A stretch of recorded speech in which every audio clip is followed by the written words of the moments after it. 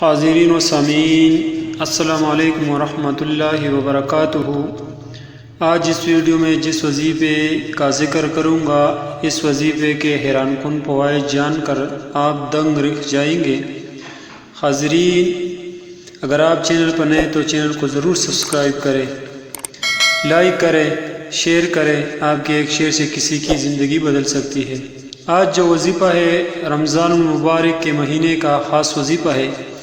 رمضان کو حاجت کا خاص وظیفہ۔ جب رمضان میں آپ کو کسی ضرور چیز کی ضرورت ہو، اس کے لیے ایک اہم وظیفہ ہے۔ آج میں آپ سب کے ساتھ حاجت کا ایک خاص وظیفہ شیئر کرنے جا رہا ہوں۔ یہ وظیفہ خاص طور پر یکم رمضان کا ہے۔ اگر آپ کی کوئی بہت بڑی حاجت ہے جو پوری نہیں ہو رہی ہو، تو آپ نے یکم رمضان کو یہ وظیفہ لازمی کرنا ہے۔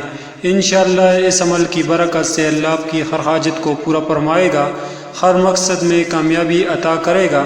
وظیفہ پڑھنے کا طریقہ: آپ نے یکم رمضان کے دن نماز فجر سے لے کر اذان مغرب سے پہلے اس عمل کو کرنا ہے۔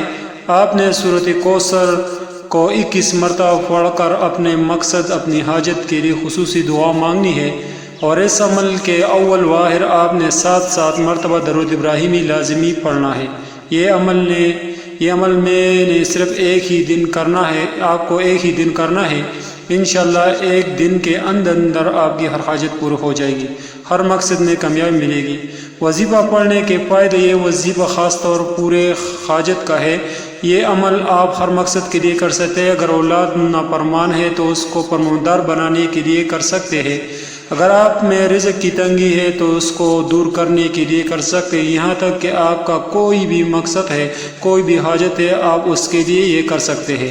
وظیفہ پڑھنے کے متعلق ضرور ہدایات: آپ نے یہ وظیفہ پورے یقین کے ساتھ کرنا ہے۔